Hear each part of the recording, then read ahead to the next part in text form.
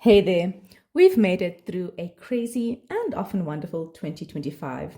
A quick heads up, the team behind the wrap will be on break until the 22nd of January 2026, resting up for an even better 2026.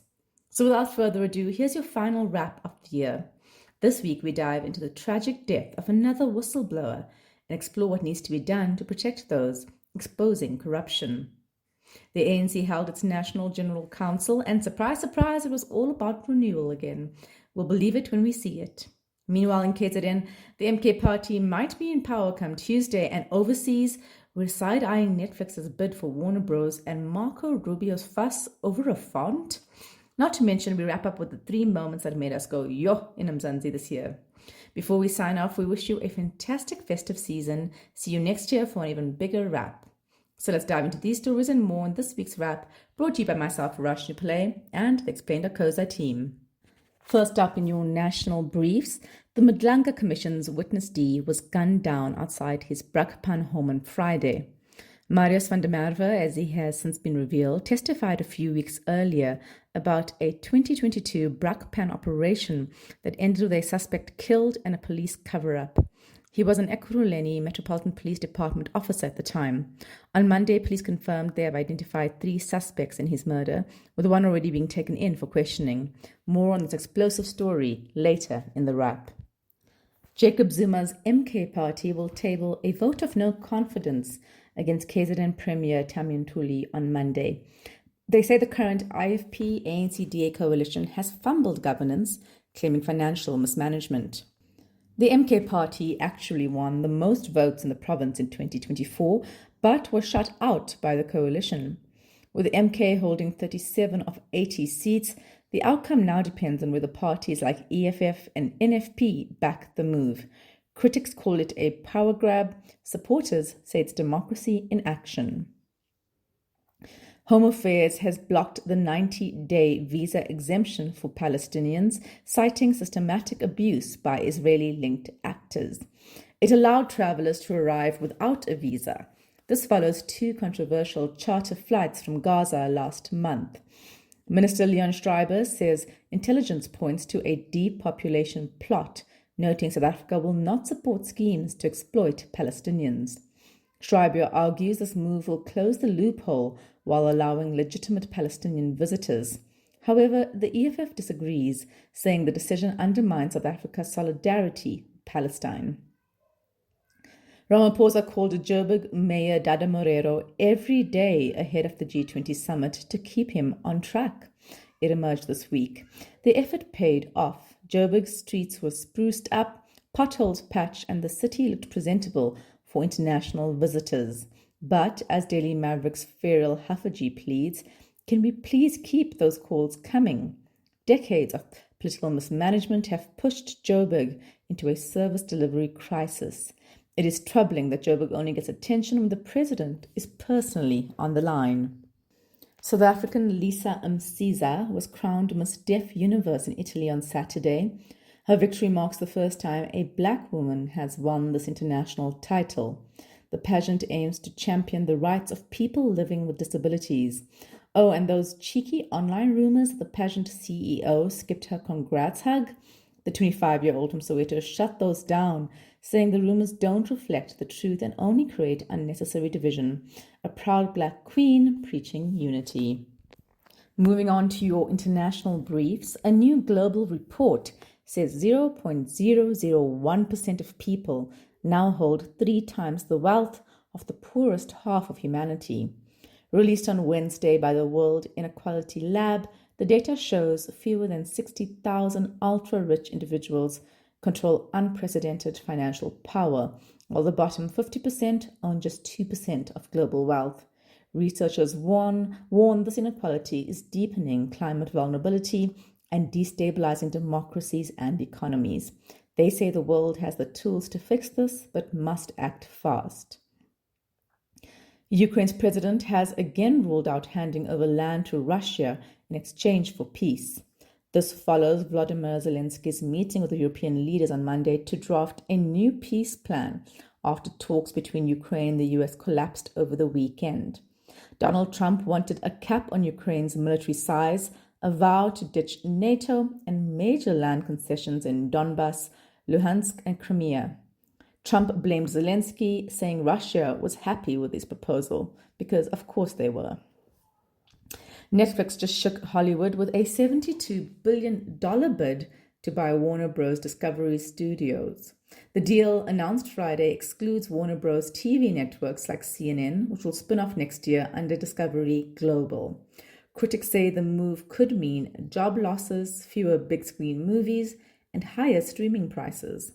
HBO Max subscribers have filed a class action lawsuit arguing Netflix would gain too much power.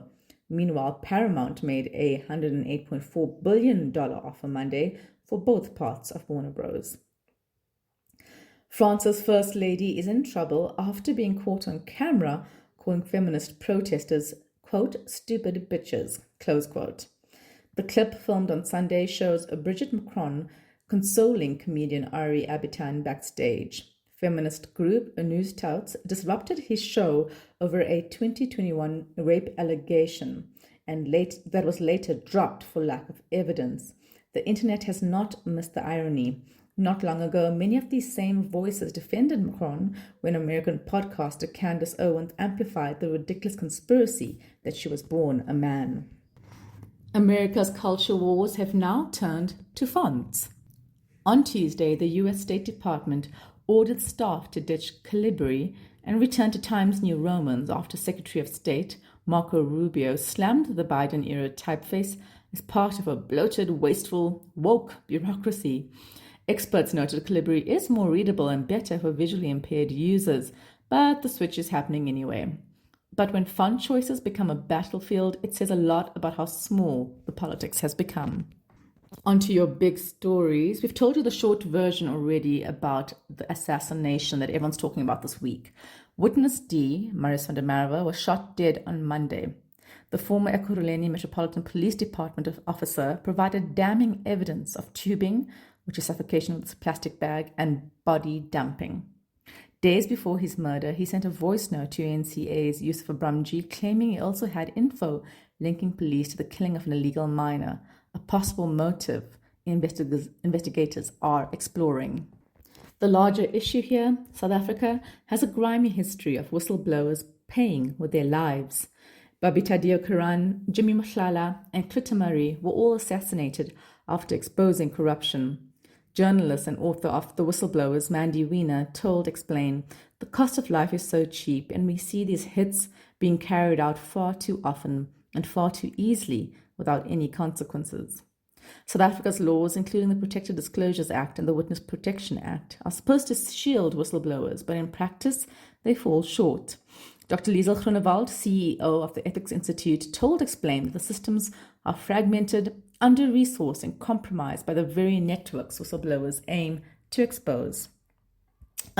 Using a pseudonym like Witness D is also a weak shield. According to Dr. Groenewald, quote, in organized crime or corruption cases, perpetrators often know exactly who testified long before the public does. Thus, a pseudonym protects the record, but definitely not the person, as was the case with Witness D, aka Mr. van der Merwe, close quote. Both Wiener and Dr. Groenewald advocate for a fully independent, rapid response whistleblower protection agency. Wiener told Explain, I have long advocated for a Chapter 9 organization, a standalone one-stop shop for whistleblowers where they are offered psychological, financial, legal, and physical protection. Dr. Groenewald added, we have seen that many whistleblowers report threats, are ignored, or are placed into systems compromised by the same networks they are exposing.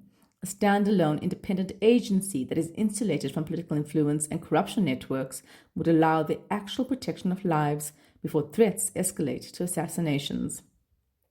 Meanwhile, Justice Minister Mamoloko Kubai confirmed that the updated Protected Disclosures Bill now is in cabinet vetting, would extend safeguards beyond court-bound witnesses to all whistleblowers. Wiener summed it up bluntly, saying, there's no way that you're going to encourage witnesses or whistleblowers to come forward if they're being killed. We need better legislation in place. We need better structures in place. We need a societal revolution in how people talk about whistleblowers.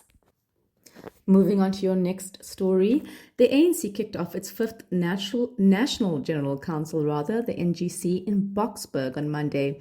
And in true ANC form, it's been equal parts introspection and political peacocking. The gathering, which ran from Monday to Thursday this week, drew close to 2,000 delegates to dissect the National Democratic Revolution amid talks of the ANC's electoral decline. What exactly is the NGC? Think of it as the ANC's halftime huddle.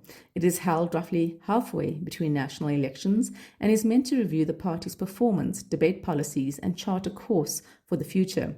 The next NGC, which will be an elective one where ANC formally chooses its next top leadership, is scheduled for 2027. Here are the highlights of the conference. Monday kicked off with Fikile Mbalula's organizational report. He said, "Time is not on our side." The Secretary General added the party's slide from 2016 metro losses to 2024's strategic setback has been massive. But he predicted the ANC can climb back above 50% of national support in future elections. And that's from just above 40% in the last national elections. Mbulula also noted Gauteng and KwaZulu-Natal are crucial for the ANC's recovery. The two provinces matter so much, considering that together they account for roughly 40% of all registered voters in South Africa. In the 2024 general election, the ANC support collapsed in both provinces. ANC President Cyril Ramaphosa called out his comrades for the lack of implementation of party policies. Speaking while delivering his political report on Monday, he said we should also focus more attention on the implementation of our decisions. The lack of implementation is a disease which we must get rid of in our organization. Historically, this non-elective NGC is a sneak peek into party succession. Rumors about who might succeed Cyril Ramaphosa at the 2027 elective conference was circulating, but many of the biggest names are now publicly opting out. Gwede Mantashe, ANC's national chairperson, said he's not an option because he's too old. He said, "I'm more than 70 years old, so I'm a retiree. We're glad he's noticed, unlike other leaders." Fikile Mbalula, ANC Secretary General, denied that he was positioning himself for the presidency, saying the NGC is about renewal and that leadership talks should wait until 2027. Toko Didiza, Speaker of the National Assembly, followed Mbalula's lead despite rumors that she had thrown her name into the ring, saying that media speculation about a potential replacement for Ramaphosa distracts from the party's real task, rebuilding ahead of the 2026 elections. At least for the moment, ANC's top-ranking leaders appear united in wanting to postpone any leadership showdown amid attempts to rescue it from terminal decline. Finally, our top 3 moments of 2025. From jaw-dropping political drama to celebrity chaos, 2025 delivered moments that made us collectively say more than once. Here are the top 3 moments that had us talking, laughing, and gasping in equal measure. Firstly, the Madlanga Commission soap opera. Kicking off mid-year, the Commission of Inquiry turned into the ultimate political thriller, revealing how criminal networks had infiltrated South Africa's police service. Testimony from senior police, like original whistleblower Lieutenant General Nhlanhla Mkhwanazi, has painted a disturbing picture. Criminal networks like the so-called Big Five cartel, allegedly colluding with senior officers, enabling drug trafficking, tender fraud, assassinations, and political meddling. Launched in June on Uncle Cyril's command, the probe has exposed a state capture 2.0 when it comes to law enforcement. But sunlight is the best disinfectant, and we're just glad the process of accountability can now begin. Secondly, 2025's wildest romances. Our most surprising coupling, Katy Perry and Justin Trudeau. In a year when political drama and celebrity gossip collided, the pop star ex-Prime Minister pairing of Katy Perry and Canada's Justin Trudeau took the cake for, wait what, in the romance department. On Saturday, Perry went Instagram official with Trudeau, confirming months of whispers about their whirlwind romance that began at a UN gala. Then there was our most entertaining split, the Coldplay-gate kiss cam. It all erupted in July when a Boston concert's kiss cam caught astronomer CEO Andy Byron cuddling Chief People Officer and colleague Kristen Cabot, both married to other people. The video clip went viral within hours, sparking a viral fallout that led to Byron's resignation and a messy divorce saga. In a brilliant marketing move, astronomer moved to contain the chaos by hiring Coldplay frontman Chris Martin's ex-wife, Gwyneth Paltrow, as a very temporary spokesperson in a hilariously tongue-in-cheek video focusing on the data operation firm's offerings. And finally, throughout 2025, Donald Trump lobbed repeated baseless attacks at South Africa, from February social media threats to slash US aid over claims of land confiscations and mistreatment of white farmers, to November's dramatic US boycott of the Joburg G20 and exclusion of South Africa from next year's summit that they're hosting.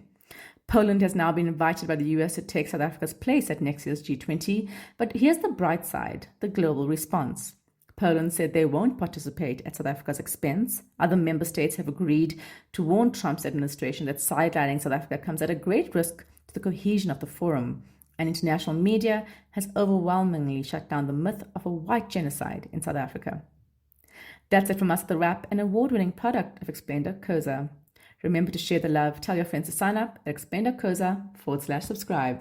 Till next year, goodbye from the team.